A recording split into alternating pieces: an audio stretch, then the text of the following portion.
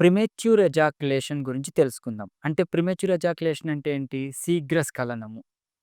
So,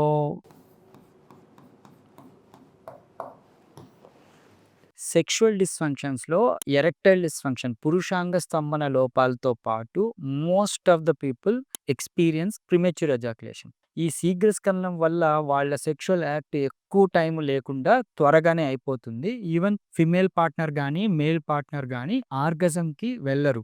ఆ తృప్తి రాకముందే వాళ్ళు డిటాచ్ అయిపోతారు. దాన్నే ప్రిమెచ్యూర్ ఎజాక్యులేషన్ అంటాం. యాక్చువల్లీ టైమింగ్ అడుగుతుంటారు సార్ ఎంతసేపు అని. సో, బేసికల్లీ టైమింగ్ అనేది ముఖ్యం కాదు. మోస్ట్‌లీ లెస్ దెన్ 15 సెకండ్స్ కన్నా ఉంటే దాన్ని ప్రిమెచ్యూర్ ఎజాక్యులేషన్ అంటాం. మోర్ దెన్ 15 సెకండ్స్ కన్నా ఎక్కువుంటే యాక్చువల్లీ సెక్షువల్ యాక్ట్ బావున్నట్టే. బట్ వాళ్ళ యాక్ట్‌ని బట్టి, పార్ట్నర్ యొక్క కోఆపరేషన్‌ని బట్టి ఇది లెంతీగా తయారవ్వచ్చు. సో, ఈ ప్రిమెచ్యూర్ ఎజాక్యులేషన్‌కి అసలు కారణాలేంటి? అంటే ముఖ్యంగా ఇవి స్ట్రెస్ వల్ల కానీ, యాంగ్జైటీ వల్ల గాని మెంటల్ హెల్త్ అంట. సో, ఎప్పుడైతే యాంగ్జైటీగా అంటే ఆ తొందరపాటు అనటం కావచ్చు, ఈ ఆందోళన కావచ్చు, వాటిలి వల్లే ప్రిమెచ్యూర్ ఎజాక్యులేషన్ అనేది వర్సన్ అవుతుంది. త్వరగానే అయిపోతుంది.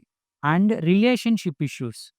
రిలేషన్‌షిప్ ఇష్యూస్ అంటే ఏంటి అంటే పార్ట్నర్ అంత కోఆపరేటివ్ లేకపోయినా, సెక్షువల్ యాక్ట్‌లో ఈ ఫోర్ ప్లే అనేది లేకపోయినా ప్రిమెచ్యూర్ ఎజాక్యులేషన్ అనేది రావచ్చు.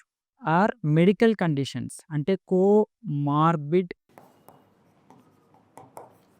ఇష్యూస్ అంటాం. అంటే ఈవెన్ డయాబెటిస్‌లో కొంతమందికి ప్రిమెచ్యూర్ ఎజాక్యులేషన్స్ రావచ్చు. హైపర్‌టెన్షన్‌లో రావచ్చు. మెడికేషన్స్ యూజ్ చేస్తున్న రకరకాల మెడికేషన్స్ ప్రిమెచ్యూర్ ఎజాక్యులేషన్స్‌కి దారి తీయొచ్చు. అండ్ ఈవెన్ కొంతమందికి డిలేడ్ ఎజాక్యులేషన్స్ కూడా ఉంటాయి. సో, కోమార్బిడ్ కండిషన్స్ వాటికి వాడే మెడికేషన్స్ వల్ల కూడా ప్రిమెచ్యూర్ ఎజాక్యులేషన్ అనేది రావచ్చు. అండ్ ఈ హార్మోనల్ ఇంబాలెన్స్ వల్ల కూడా మనకు ప్రిమెచ్యూర్ ఎజాక్యులేషన్స్ అనేటివి రావచ్చు.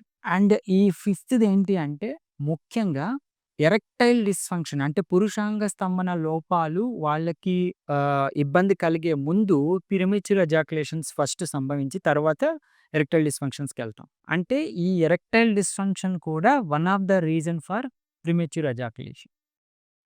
సో, వీటికి మనం చాలా రకాల టిప్స్ చెప్తాం. టిప్స్ అంటే ఏంటి అంటే, మనం ఇది పోగొట్టడానికి పాపము స్టాప్ అండ్ గో మెథడ్ అని,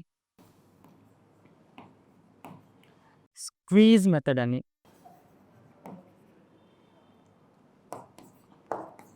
ఆర్ కొన్ని కీగిల్స్ ఎక్సర్‌సైజెస్ అంటాం.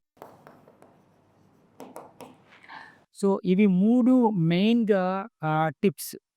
అంగం స్తంభించినప్పుడు స్క్వీజ్ చేయటం, దాని ద్వారా ఎక్స్‌టెండ్ చేయటం.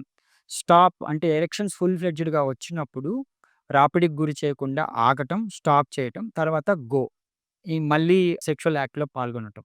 అండ్ కీగిల్స్ ఎక్సర్‌సైజెస్ అని కొన్ని ఉంటాయి. వీటి ద్వారా పెల్విక్ మజిల్ స్ట్రెంగ్త్‌ని పెంచి ఈ హోల్డింగ్ కెపాసిటీని పెంచటం. కానీ ఇవి అంత ఈజీగా వర్కౌట్ కావు. ఆ సెక్షువల్ యాక్ట్ అనేటప్పుడు అవి వర్కౌట్ కావు. సో, ఇది వాళ్ళు ఇబ్బంది పడుతూనే ఉంటారు.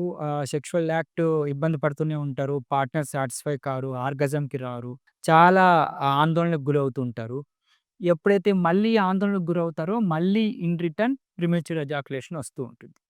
సో, దీనికి ఈజీ వే ఏంటి అంటే extracorporeal low intensity shock wave therapy. So, ఈ షాక్ వేవ్ థెరపీ ద్వారా మనం ఈ ప్రిమెచ్యూర్ ఎజాక్యులేషన్‌ని వితౌట్ ఎనీ సైడ్ ఎఫెక్ట్స్ మనం క్లియర్ చేయొచ్చు. దీంతో పాటు బెనిఫిట్ ఏంటి అంటే సైడ్ ఎఫెక్ట్స్ ఉండవు. ఎరెక్టైల్ డిస్‌ఫంక్షన్ ఏదైనా ఉన్నా కానీ ఇంప్రొవైజ్ అవుతుంది.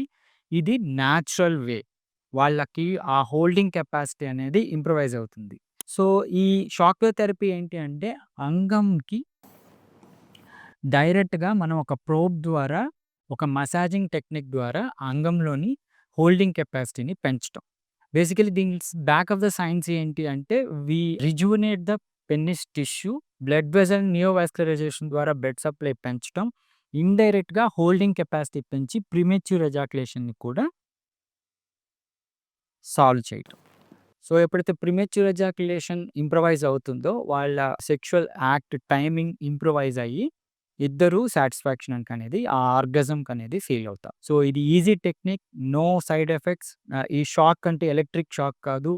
It's it's a kind of massaging technique. ఇండైరెక్ట్‌గా వాళ్ళు హ్యాపీనెస్‌ని ఎంజాయ్ చేస్తారు. ఆ సెన్సిటివిటీ కూడా తగ్గుతుంది. యాంక్సైటీ తగ్గుతుంది. Thank you.